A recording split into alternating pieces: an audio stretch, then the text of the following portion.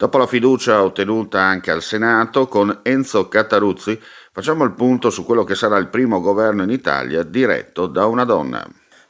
Mi sono fatto un'opinione già con le votazioni del 25. Il paradigma politico è cambiato, adesso è cambiato molto forte perché è interessante il discorso del Premier Meloni perché è tornata la politica. È una maggioranza politica e l'opposizione dovrà fare i conti con una maggioranza politica. Ed è giusto che sia così perché è la politica che deve prendersi anche le responsabilità delle scelte in un momento molto difficile, oserei dire drammatico, ma vedo che il fair play, insomma, al di là di qualche sbavatura che abbiamo visto in questi giorni, di qualche partito che non ha capito ancora che ha perso le elezioni, ma insomma mi pare per il resto esiste un fair play perché sanno che tutti siamo sulla stessa barca. Nel centrodestra si è capito chi porta i pantaloni, no? Nelle opposizioni invece vediamo un Conte che secondo me esce rafforzato e fa capire che lui è l'opposizione di sinistra, dall'altra parte invece i centristi continuano a navigare un po' di qua, un po' di là e il PD è quello che alla fine esce con le ossa rotte. No? Ma il PD dimostra di non avere una visione politica, non l'aveva prima delle elezioni e adesso è nel caos. Dispiace, tra virgolette, perché un'opposizione seria dobbiamo avere in Italia proprio per rafforzare il sistema.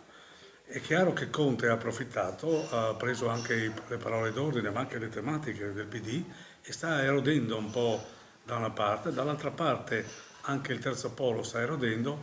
Non vorrei che il PD facesse la fine del Partito Socialista francese, che è stato eroso da una parte e dall'altra e resta con le pive nel sacco.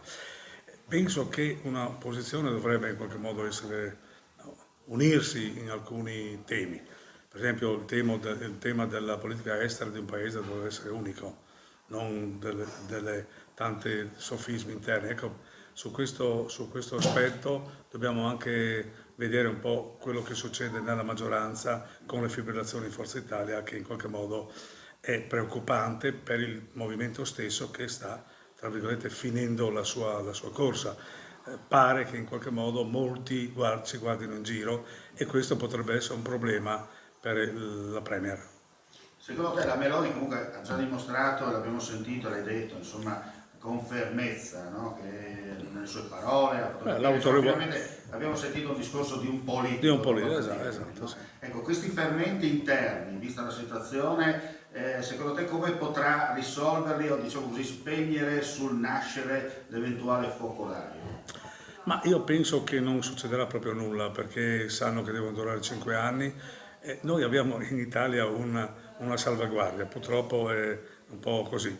C'è la pensione dei nostri deputati, dei nostri senatori. Cioè prima di 2 anni non c'è nessuna guerra atomica all'interno, neanche se dovesse crollare il partito X o il partito Y. Quindi evidentemente lei ha dato il là, non solo, ma ha scelto lei i ministri su indicazioni di qualche partito anche della maggioranza, ma in definitiva ha fatto vedere che li ha scelti lei. Quindi questa autorevolezza in qualche modo dà il ben servito un po' a tutti i pad della maggioranza che non possono scherzare.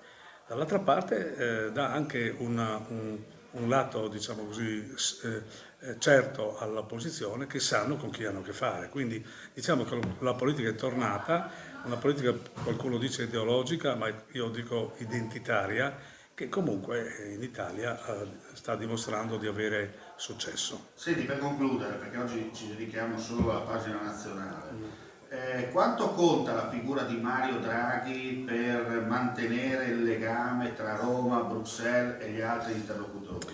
Secondo me conta moltissimo e lo ha dimostrato perché, come si dice, lui è un servitore dello Stato, ha dimostrato anche nel passaggio di consegna un fair play, uno stile che non conoscevamo, non vedevamo e ha dimostrato proprio di voler bene all'Italia. Lui terrà una mano sicuramente sulla spalla della Meloni e questo è anche giusto che sia, perché dal punto di vista dell'atlantismo, dell'europeismo questo ci fa molto bene.